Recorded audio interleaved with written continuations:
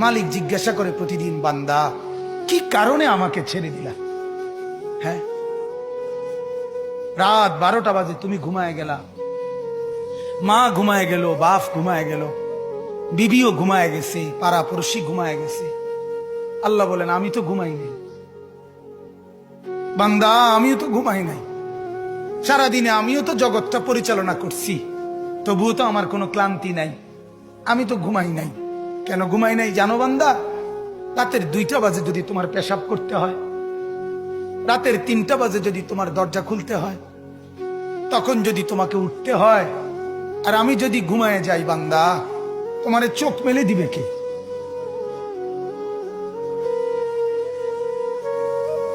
এই বাপ, চোখ মেলে দিবে কে?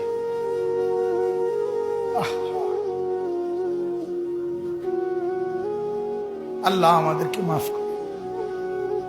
কোরআনুল কারীমের মধ্যে আল্লাহ তাআলা বলছে, ওয়া হুয়াল্লাযী ইয়াতাওয়াফফাকুম বিল-লাইল।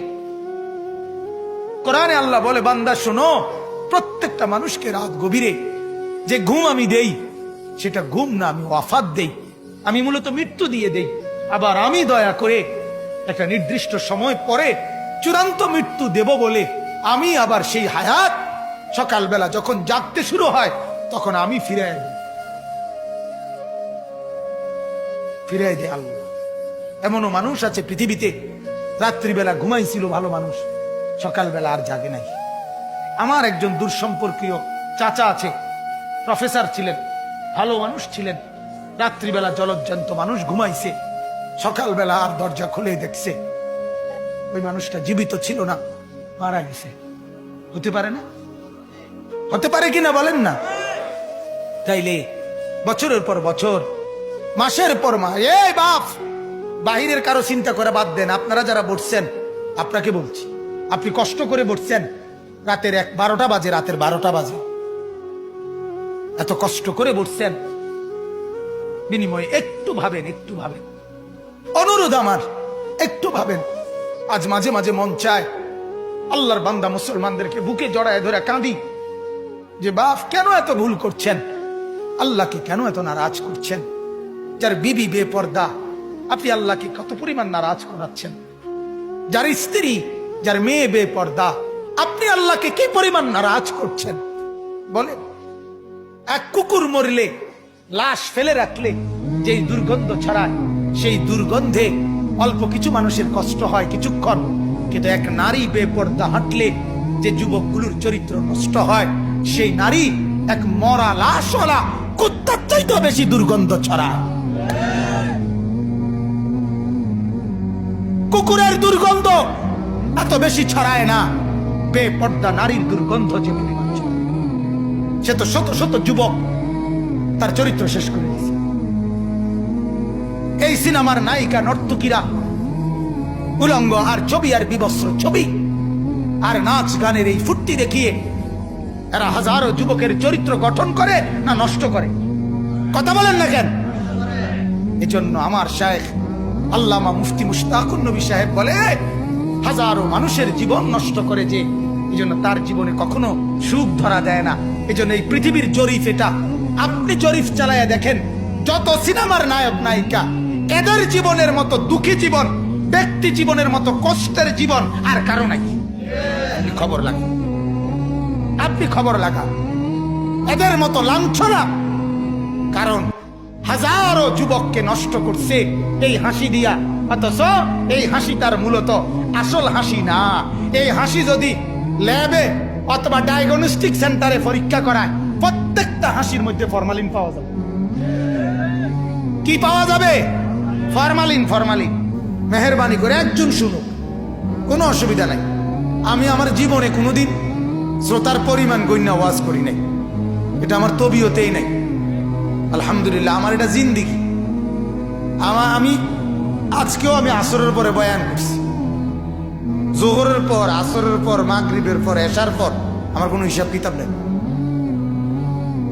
একজন না 10 জন আমার এত চিন্তা নেই, আমার বলা দরকার। আমি বুঝি আমার বলতে হবে রাত দিন।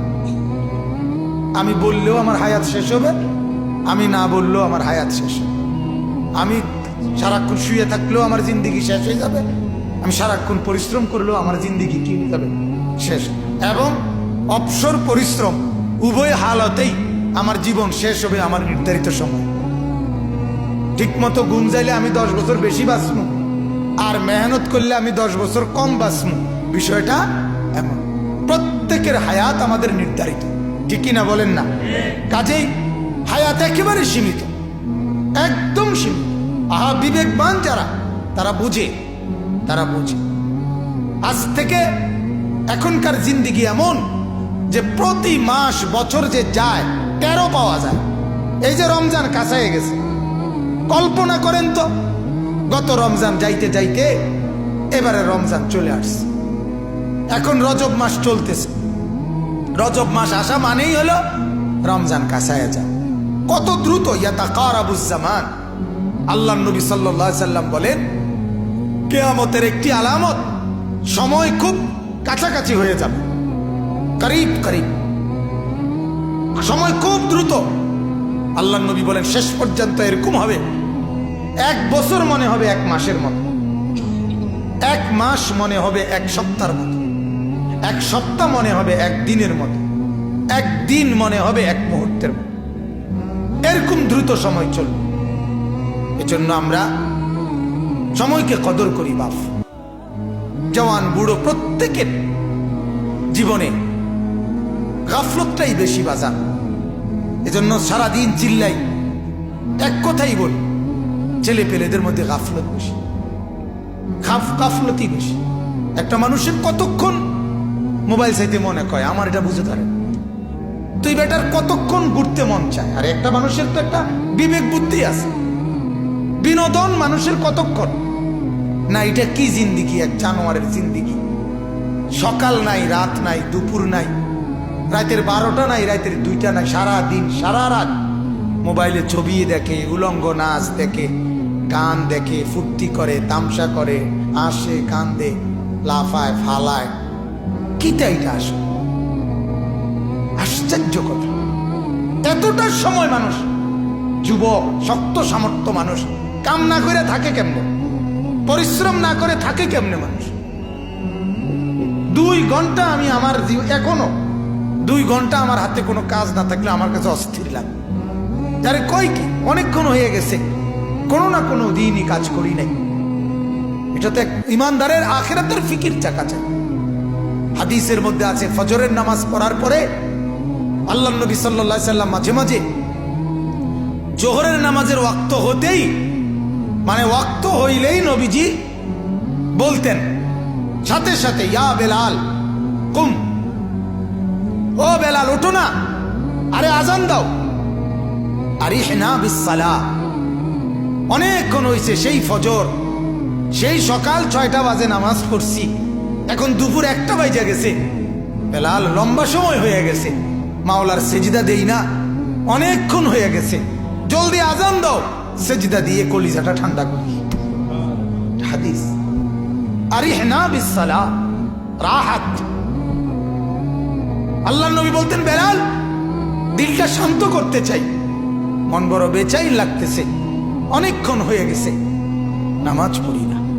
আহা, সারাদিনে একটা সেজদা জোটে না, 1 সপ্তাহে 1 ওয়াক্ত নামাজ পড়ে না, 1 মাসে 1 ওয়াক্ত নামাজ পড়ে না, 1টা বছর কোনোদিন ফজরের নামাজের সেজদা দিতে পারলো না। আয় হা, তার হালাত কি আসলে, কি অবস্থা বলেন না, ভাবেন না, কি জীবন, কেমনে রাত কাটায়, কেমনে দিন কাটায়, কিভাবে জিন্দিগি পার করে। আহারে, আহ আহ, এই ঘুরতেছে ফিরতেছে, কার মেয়ের পিছনে ঘুরতেছে, কার মাইয়া দেখতেছে, উলঙ্গ ছবি দেখতেছে, নর্তকী দেখতেছে, কিতা দেখে, কি করে, লাভ কি, লোকসান কি, কিচ্ছুর কোনো খবর, কোনো জিন্দিগির কোনো দিক নির্দেশনা, জিন্দিগির কোনো লক্ষ্য, টার্গেট কিচ্ছু না, কিচ্ছু। এমনিতেই চলছে ফিরছে, খাইতেছে, ঘুমাইতেছে, এই হলো হালাত। লাখ লাখ যুবক যুবতীর, ছেলে মেয়ের জীবন যাদের জীবনের কোনো গন্তব্য নাই। যে নৌকায় উঠছে সেটা কোথায় ভিড়বে জানে না, কোথায় ভিড়বে জানে না, জিন্দিগি কোথায় গিয়ে লাগবে। মন চাইলে বিদেশ গেলাম, মন না চাইলে দেশে কাম করলাম, হ্যাঁ একটা না একটা কিছু। আর কিটা বাপ মাই তো চিন্তা করবো, ফাইলে বিদেশ দিব, নইলে বা গ্রামে কাম লইয়া দিব, নইলে বাজারে দোয়ান লইয়া দিব, হেতারাই তো একটা না একটা বুঝ করিয়া দিব। আমার আর কিটা, এটা তো আসলে একটা মানুষের জীবন হইতে পারে না। মানুষ মানে তো তার একটা টার্গেট থাকবে, তার একটা জিন্দেগির গতি থাকবে। আমি তো হাইওয়ান না, আমি জানোয়ার না ভাইয়া, আমি তো পশু না। আমার জীবনের একটা লক্ষ্য উদ্দেশ্য আছে। একটা বাসে উঠার পরে যদি কন্ট্রাক্টর জিজ্ঞাসা করে, ভাই তুমি কোথায় নামবা, সে যদি বলে না আপনার মন মতো একখানে নামাই দিয়ে, কথা কয় না, পুরা বাসের প্যাসেঞ্জার তারে পাগল কইতো না, আরে এই ছাগল কীর্তি উঠাইলি, এটা কিতে রে কি একখানে নামাই দিত, এই পাগল কীর্তে গায়ে বলবে কি না বলেন? তো তাইলে একটা ছেলেকে যখন জিজ্ঞাসা করে কি করো, কয় ঘুরি গাড়িয়ে পাগলে না তুই বেটা, গরজ গারজ কি দাবা, সুস্থ মানুষ আপনি ঘুরে গাড়ে কেমনে বলেন আপনি? ঘুরি গাড়িয়ে ঘুরে গাড়ে বলে, এই ঘুরে গাড়ে সেই 3টা বাজে বাইরেছে, রাতের 12টা বাজে ঘরে আসছে, কিটা করছে, গুচ্ছি খাচ্ছি, বন্ধুদের লগে আড্ডা দিছি। কিটা আড্ডা, কিটা আড্ডাটা কি, কি আড্ডা কি দিছো, আহা কিছুই জানে না। বন্ধু তুমি আজ যতই আড়াল হও, ছেলেরা যত আড়ালই হোক, বাবারা যত আড়ালই হোক, আজকে হুজুরের সামনে গেলেন না, আজকে মসজিদের সামনে গেলেন না, আজকে দ্বীনের সামনে গেলেন না, আজকে মনে করলেন আপনি মসজিদে না গিয়েও তো জিন্দেগি চলে, হুজুরের কাছে না গিয়েও তো জিন্দেগি চলে, নামাজ ছাড়াও তো ভাত মিলে, আমিও তো বলি মিলে। আরে নামাজ ছাড়া ভাত তো কুত্তারও মেলে, ভাত তো জানোয়ারেরও মেলে, ভাত তো বেঈমানেরও মেলে। এটা তো আশ্চর্যের কিছু না বেটা, ভাত খাবার এটা তো বেঈমানেও খায়। তাহলে আজ যদিও তুমি মনে করো এখানে এদিক দিয়া হেদিক দিয়া, এই পাশ ওই পাশ দিয়া আড়াল হইয়া হইয়া তুমি পার হইয়া গেলা, কারো সামনে পড়লা না, কেউ দেখলো না, কিন্তু অচিরেই আল্লাহ তাআলা বলেন ইয়াউমা তুবলাস সারাইর, শুধুমাত্র তোমার বাহ্যিক কৃতকর্ম না, তোমার অন্তরে 24 ঘন্টা যত কথা উঠানামা করছিল, খারাপ চিন্তা, চেতনা, কল্পনা, আবেগ, অনুভূতি, আল্লাহর কসম আল্লাহ কোরআনে বলে সেগুলো হাসরের ময়দানে আমি আল্লাহ আমলনামার মধ্যে লিখিত দেখাবো। ইয়াউমা তুবলাস সারাইর, বুঝেন? এখন তো দিলের কথা কেউ জানে না, আপনার ভিতরে কি ঘুরতেছে আমি জানি, আপনি জানেন আমার দিলে কি ঘুরতেছে। আল্লাহ তাআলা বলে সেগুলো আমি তোমার সামনে দেখাবো। আফালা ইয়ালামু ইদা বু'থিরা মা ফিল কুবুর ওয়া হুসিলা মা ফিস সুদূর, মা ফিস সুদূর, তোমার অন্তরের ভেতরে যেগুলো, এগুলো আমি আল্লাহ তাআলা খুলে দেব। তাইলে আমার কথা হলো এটাই, এই কথা আমরা একেবারে নীরবে ঠান্ডা মাথা একটা সেকেন্ড বিবেককে কাজে লাগাইয়া, এ আপনারাই যারা বসছেন, এই কয়জন মানুষ, এই ছেলেরা বাবারা, আমরাই বোঝেন, আমরা যে কথা নিশ্চিত যে আমি যত দিকেই ঘুরি না কেন, যত দিকে যত বুদ্ধি ফন্দি খাটাই না কেন, আল্লাহর সামনে আমাকে সামনে দাঁড়াইতেই হবে, আমাকে কবরে যেতেই হবে, ঠিক কিনা বলেন? এটা আমি মানি কিংবা না মানি, স্বীকার করি আর না করি, কবরে আমাকে, কথা বলেন না, যেতেই হবে, কোনো সন্দেহ। যেহেতু কোনো সন্দেহই নাই, যেহেতু কোনো এই ব্যাপারে কোনো সন্দেহ নাই, অতএব আল্লাহর কথা মেনে নেওয়ার মধ্যেই কামিয়াব, কারণ ওনাকে ছাড়া যেহেতু আমার আর কোনো কি নাই উপায়। কুল ইন্নাল মাউতাল্লাযী তাফিররুনা মিনহু ফাইন্নাহু মুলাকীকুম, আল্লাহ তাআলা বলেন ও বান্দা, মৃত্যু থেকে তুমি যেখানেই পলায়ন করো না কেন, মৃত্যু তোমার সাথে মোলাকাত করবেই করবে। তুমি দেখা করতে হবে না, সেই তোমার সাথে দেখা, তুমি মৃত্যুকে ডাকতে হবে না, মরণ তোমাকেই ডেকে নিয়ে আসবে, মরণ নিজেই তোমার সাথে দেখা করবে, সেই তোমাকে কবরে আনবে, তুমি আসতে হবে না।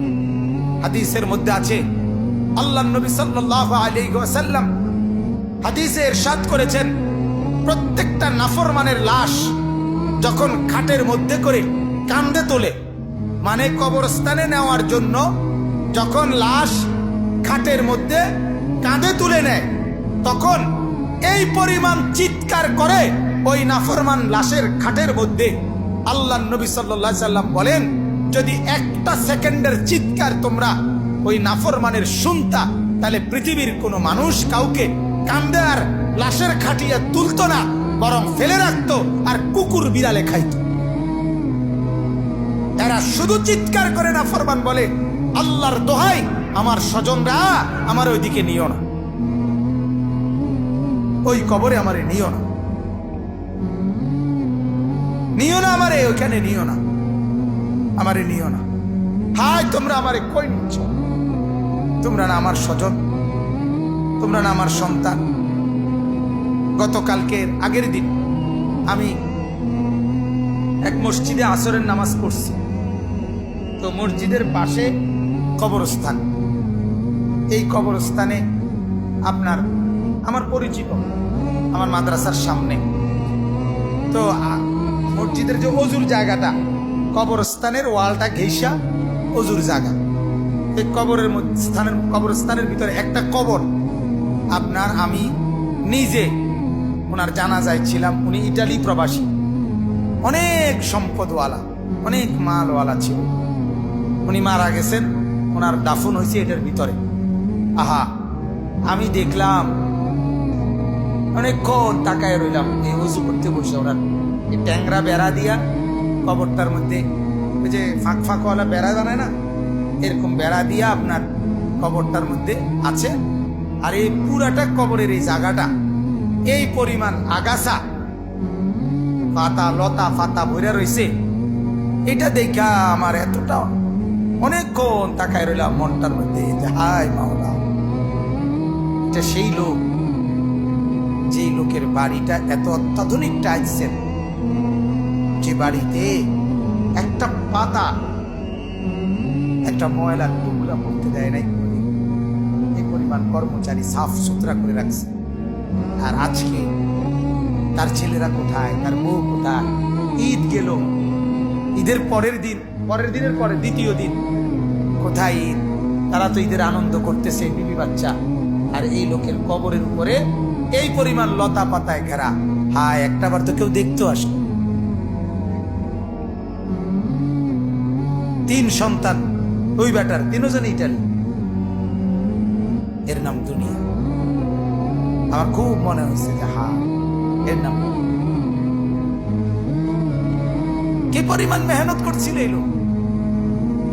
আজ তোমার কবরের এই হালাল, আজ তোমার কবরের উপরে একটা ট্যাংরা বেড়া, তোমার বিল্ডিং আলিশান